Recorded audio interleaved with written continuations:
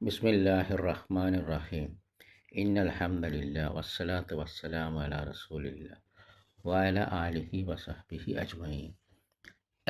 അസ്സലാമു അലൈക്കും വറഹ്മത്തുള്ളാഹി വബറകാതുഹു. ഒരു തക്ഫീർ വാദക്കാരൻ പറഞ്ഞു, ഉമർ മൗലവി റഹിമഹുള്ളയുടെ വാക്കുകൾ ശ്രദ്ധിക്കുക. ഹസൻ മുസ്ലിയാരുടെ മതപ്രചരണവും വിശ്വാസ വ്യതിചലനവും അനാചാര കർമ്മ പ്രേരണയും ശരിക്കും ശ്രദ്ധിച്ചതിൽ നിന്ന് എനിക്ക് ബോധ്യമായത് അദ്ദേഹം കാഫിറാണ് എന്നായിരുന്നു. എന്നിട്ട് ആ തക്ഫീർ വാദക്കാരൻ പറയാണ്, ശ്രദ്ധിക്കണം, അഹ്ലുൽ കിബിലയാണെന്നല്ല, അല്ലെങ്കിൽ ഷിർക്ക് ചെയ്യുന്ന മുസ്ലിമാണ് എന്നല്ല, അല്ലെങ്കിൽ ഉദുറും ബിൽ ജഹൽ, അജ്ഞതക്ക് ഒഴിവുകഴിവ് കൊടുത്തു എന്ന സർട്ടിഫിക്കറ്റുള്ള മുസ്ലിമാണ് എന്നല്ല, പൊതു മുസ്ലിമാണ് എന്നല്ല.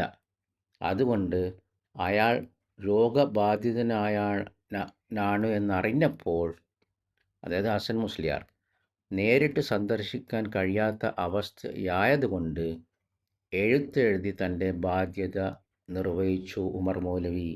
ആ എഴുത്തിലെ വരികളാണ് അസ്ലിം തസ്ലിം, ഇസ്ലാം സ്വീകരിക്കുക, നീ രക്ഷപ്പെടും എന്നാണ്. ഇതാണ് അള്ളാഹുവിൻ്റെ റസൂൽ പഠിപ്പിച്ച ദാവത്ത്, സലഫികളുടെ ദാവത്ത്. ഇതിന് ഞാൻ അദ്ദേഹത്തിന് കൊടുത്ത മറുപടി, ഓർമ്മകളുടെ തീരത്ത് എന്ന ഗ്രന്ഥത്തിൻ്റെ പേജ് 499 ഉമർ മൗലവി റഹിമഹുള്ളയുടെ ജീവചരിത്രം പറയുന്ന ഗ്രന്ഥമാണിത്. അതിലെഴുതിയത്, നിരവധി വാദപ്രതിവാദങ്ങൾ മുജാഹിദ് പണ്ഡിതന്മാരുമായി അദ്ദേഹം നടത്തിയിട്ടുണ്ട്. അതായത് ഹസൻ മുസ്ലിയാർക്ക് മുജാഹിദ് പണ്ഡിതന്മാരുമായി നേരിട്ട് നിരവധി വാദപ്രതിവാദങ്ങളും ആശയവിനിമയങ്ങളും നടന്നിരുന്നു. തുടർന്ന് പേജ് 501 ഉമർ മൗലവി റഹിമഹുള്ള പറയുന്നു, അദ്ദേഹത്തിന് ലഭിച്ച ഒടുവിലത്തെ ഉത്ബോധനം എൻ്റെ കത്തായിരുന്നു. ശ്രദ്ധിക്കുക, ഒടുവിലത്തെ ഉത്ബോധനം എന്നാണ് പറയുന്നത്. അതായത് ഉമർ മൗലവി റഹിമഹുള്ളയുടെ കത്ത് ആദ്യത്തെ ഉപദേശമായിരുന്നില്ല, പ്രബോധനമായിരുന്നില്ല, ഈ സന്ദേശം എത്തിച്ചു കൊടുക്കലായിരുന്നില്ല. അതിനു മുമ്പും അദ്ദേഹത്തിന് സന്ദേശം എത്തിച്ചു കൊടുത്തിട്ടുണ്ട്, ഉപദേശങ്ങളും മുന്നറിയിപ്പുകളും ലഭിച്ചിരുന്നു. അതിന് പുറമെ ഉമർ മൗലവി റഹിമഹുള്ള നേരിട്ട് കത്തയച്ച് അസ്ലിം തസ്ലിം, ഇസ്ലാം സ്വീകരിക്കുക, രക്ഷപ്പെടുക എന്ന് അദ്ദേഹത്തെ അഭിസംബോധന ചെയ്തു. ഇതെല്ലാം അറിഞ്ഞുകൊണ്ടാണ് ഉമർ മൗലവി റഹിമഹുള്ള അദ്ദേഹത്തിൻ്റെ മതപ്രചരണവും വിശ്വാസ വ്യതിചലനവും അനാചാര കർമ്മ പ്രേരണയും വിലയിരുത്തി എനിക്ക് ബോധ്യമായത് അദ്ദേഹം കാഫിറാണ് എന്നായിരുന്നു എന്ന് പറഞ്ഞതായി രേഖപ്പെടുത്തിയിരിക്കുന്നത്. അതിനാൽ ഹസൻ മുസ്ലിയാറിലേക്ക് സത്യം പണ്ഡിതന്മാർ പറഞ്ഞതുപോലെ തന്നെ അഹ്ലുസുന്നത്തി വൽ ജമാഅത്തിൻ്റെ പണ്ഡിതന്മാർ വെച്ച നിബന്ധന, സത്യം നേരിട്ട് തന്നെ എത്തിയിരുന്നു. നിരവധി പണ്ഡിതന്മാരുമായുള്ള വാദ പ്രതിവാദങ്ങളിലൂടെയും ഉപദേശങ്ങളിലൂടെയും ഒടുവിൽ ഉമർ മൗലവി റഹിമഹുള്ളയുടെ നേരിട്ടുള്ള കത്തിലൂടെയും. ഇവിടെ മറ്റൊരു പ്രധാന കാര്യം കൂടി നമ്മൾ ശ്രദ്ധിക്കണം. ഉമർ മൗലവി റഹിമഹുള്ള ഒരു സാധാരണ പണ്ഡിതനായിരുന്നില്ല. Sheikh Abdul Aziz bin Baz റഹിമഹുള്ള അദ്ദേഹത്തെ ഔദ്യോഗികമായി, അദ്ദേഹത്തിൻ്റെ മജ്മുഅൽ ഫത്വയിലുണ്ട്, അതേപോലെ അദ്ദേഹത്തിൻ്റെ വെബ്സൈറ്റിലുമുണ്ട്, അദ്ദേഹം ഉമർ മൗലവി റഹിമഹുള്ളയെ വിശേഷിപ്പിച്ചത് അല്ലാമയായ നമ്മുടെ സഹോദരൻ ഷെയ്ഖ് ഉമർ അഹ്മദ് അൽ മലീബാരി എന്നാണ്. ബാറക്കല്ലാഹു ഫീക്കും. മാത്രമല്ല, ഉമർ മൗലവി എഴുതിയ ലാ ഇലാഹ ഇല്ലല്ലാഹയുടെ അർത്ഥത്തെക്കുറിച്ചുള്ള വിശദീകരണം പരിശോധിച്ച ശേഷം ഇബ്നു ബാസ് റഹിമഹുള്ള പറഞ്ഞു, ശരിയായത് ഉമർ മൗലവി റഹിമഹുള്ള വിശദീകരിച്ചതുപോലെയാണ്. കാരണം ഇത് മൗദൂദിയെ വിമർശിച്ചു കൊണ്ടുള്ള ഒരു വിഷയമാണിത്, ലാ ഇലാഹ ഇല്ലല്ലാഹയുടെ വിശദീകരണം. അതിൽ മൗദൂദിക്ക് തെറ്റ് പറ്റിയിട്ടുണ്ട് എന്ന് ഉമർ മൗലവി ഷെയ്ഖ് ബിൻ ബാസ് റഹിമഹുള്ള അറിയിക്കുകയായിരുന്നു. അത് ശരിയാണെന്ന് ബിൻ ബാസ് റഹിമഹുള്ള പറഞ്ഞിട്ട് അൽ അല്ലാമ എന്ന് ഉമർ മൗലവി റഹിമഹുള്ള വിളിക്കുകയാണ്. അതിനാൽ ഉമർ മൗലവി റഹിമഹുള്ളയുടേത് വിജ്ഞാനമില്ലാത്ത ഒരാളുടെ പ്രസ്താവനയല്ല. അദ്ദേഹം ഒരു ഉയർന്ന അല്ലാമയായിരുന്നു, ഉയർന്ന പണ്ഡിതനായിരുന്നു. ഹസൻ മുസ്ലിയാരുമായി ബന്ധപ്പെട്ട വിഷയത്തിൽ നേരിട്ടുള്ള പ്രതിവാദങ്ങളുടെയും ഉപദേശങ്ങളുടെയും പശ്ചാത്തലത്തിലാണ് അദ്ദേഹത്തിൻ്റെ വിലയിരുത്തൽ വന്നത്.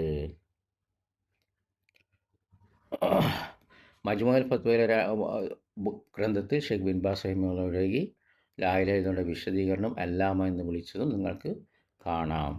അപ്പോൾ തക്ഫീർ വാദക്കാരൻ ഷെയ്ഖ് അബ്ദുസ്സമദ് അൽ ഖാത്തിബ് റഹിമഹുള്ള അള്ളാഹു അല്ലാത്തവരെ വിളിച്ചു പ്രാർത്ഥിക്കുന്നവരെ മുശ്രിക്കാക്കിയിട്ടില്ലെങ്കിൽ അവനും മുശ്രിക്കാണെന്ന് പറഞ്ഞൊരു വീഡിയോ അയച്ചു തന്നു.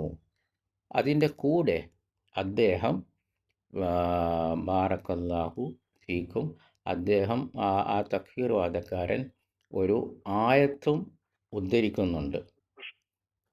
ആയത്തിൽ പറയുന്നത്, അള്ളാഹുവിന് പുറമെ നിനക്ക് ഉപകാരമോ ഉപദ്രവമോ ചെയ്യാത്തതായ യാതൊന്നിനോടും നീ വിളിച്ച് പ്രാർത്ഥിക്കരുത്. നീ അപ്രകാരം ചെയ്യുന്ന പക്ഷം നീ അക്രമികളുടെ കൂട്ടത്തിലായിരിക്കും. ഈ ആയത്തും അദ്ദേഹം വീഡിയോ അയച്ചിട്ട് ഷേഖിൻ്റെ ശബ്ദം അയക്കുകയാണ്. അള്ളാഹു അല്ലാത്തവരെ വിളിച്ച് പ്രാർത്ഥിക്കുന്നവരെ മുശ്രിക്കാക്കിയിട്ടില്ലെങ്കിൽ അവന് മുശ്രിക്കാണെന്ന് പറഞ്ഞത്. എന്നിട്ട് തക്ഫീർ വാദക്കാരൻ ഒരു മെസ്സേജ് അയച്ചു. ഇതും മലയാളിയായ മുജാഹിദ് നേതാവായ ഒരു സലഫി പണ്ഡിതനായിരുന്നു എന്ന്. ബാറക്കല്ലാഹു ഫീക്കും. ഇവിടെ മുജാഹിദ് എന്ന് പറയുമ്പോൾ അത് പഴയകാല മുജാഹിദ് പണ്ഡിതന്മാരാണ് ഉദ്ദേശിക്കുന്നത്. ബാറക്കല്ലാഹു ഫീക്കും. ഇന്നത്തെ മുജാഹിദ് എന്ന് പറയുന്ന സംഘടനകളും ഒക്കെ ബാറക്കല്ലാഹു ഫീക്കും ഒരുപാട് വ്യതിചലിച്ചു പോയിട്ടുണ്ട്. അപ്പോൾ അദ്ദേഹത്തിന് ഞാൻ കൊടുത്ത മറുപടി, ഇത് പൊതുവായി പറഞ്ഞതാണ്. അതായത് ഒരാളെ മുശ്രിക്കാക്കിയിട്ടില്ലെങ്കിൽ അയാൾ മുശ്രിക്കാവും എന്ന് പറഞ്ഞത് എന്താണ്? അത് പൊതുവായിട്ട് പറഞ്ഞതാണ്. കാരണം ഷിർക്ക് ചെയ്യുന്ന ഒരാൾ മുശ്രിക്കാണ്, അതിൽ യാതൊരു സംശയവുമില്ല. പക്ഷെ പ്രത്യേകമായിട്ട് പറഞ്ഞതല്ല. എന്നിട്ട് ഞാൻ ആ തക്ഫീർ വാദക്കാരനോട് പറഞ്ഞു, ഇതേ ഖുർആനിൽ തന്നെ അള്ളാഹു പറഞ്ഞിട്ടുണ്ട്, ആരെങ്കിലും അവന് സന്മാർഗം വ്യക്തമായി മനസ്സിലായതിന് ശേഷം മിംബാദി മാ തബയ്യന ലഹുൽ ഹുദ, റസൂലിനോട് ഭിന്നിച്ച് കക്ഷിത്വത്തിലായാൽ, സത്യവിശ്വാസികളുടെ മാർഗമല്ലാത്തതിനെ, അതായത് സഹാബാക്കൾ റളിയല്ലാഹു അൻഹുവിൻ്റെ മാർഗമല്ലാത്തതിനെ അവൻ പിൻപറ്റുകയും ചെയ്താൽ അവൻ തിരിഞ്ഞ പ്രകാരം അവനെ നാം തിരിച്ചു കളയും, അവനെ നരകത്തിലിട്ട് കരിച്ചു കളയും. അത് എത്രയോ മോശമായ പര്യവസാനം. ഇത് സൂറത്ത് നിസായിലെ അഥവാ 4-ാം അധ്യായം 115-ാം വചനാണ്. അതുകൊണ്ട് ഈ ആയത്തിൽ വ്യക്തമാണ്, അള്ളാഹു വ്യക്തമായി പഠിപ്പിക്കുകയാണ് നമുക്ക്. അതുകൊണ്ട് സന്മാർഗം വ്യക്തമാക്കി കൊടുക്കണമെന്ന്. സന്മാർഗം വ്യക്തമാക്കി കൊടുക്കണം പോരാ, മനസ്സിലാകണം. നേർക്കുനേരെ പ്രബോധനം ചെയ്തുകൊണ്ട് ഇത് സാധിക്കുകയുള്ളൂ. ബാറക്കല്ലാഹു ഫീക്കും. അതുകൊണ്ടാണ് പണ്ഡിതന്മാർ പറയുന്നത്, ഒരു മുസ്ലിം ഷിർക്ക് ചെയ്യുമ്പോൾ അവനെ കാഫിർ എന്ന് വിളിക്കരുത്, അതിന് തടസ്സങ്ങളുണ്ട്. ഇനിയും വേറെ കുറേ തടസ്സങ്ങളുണ്ട്. അതിലൊന്നിതാണ്, അദ്ദേഹത്തിന് സന്ദേശം നേരിട്ട് എത്തണം, മനസ്സിലാകണം.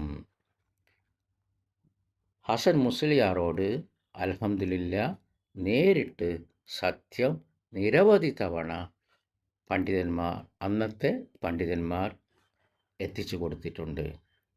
ബാറക്കല്ലാഹു ഫീക്കും, ഹഫിദകുമുല്ലാഹ്, സുബ്ഹാനകല്ലാഹുമ്മ വബിഹംദിക, അശ്ഹദു അൻ ലാ ഇലാഹ ഇല്ലാ അൻത, അസ്തഗ്ഫിറുക വഅതൂബു ഇലൈക്. അസ്സലാമു അലൈക്കും വറഹ്മത്തുള്ളാഹി വബറകാതുഹു.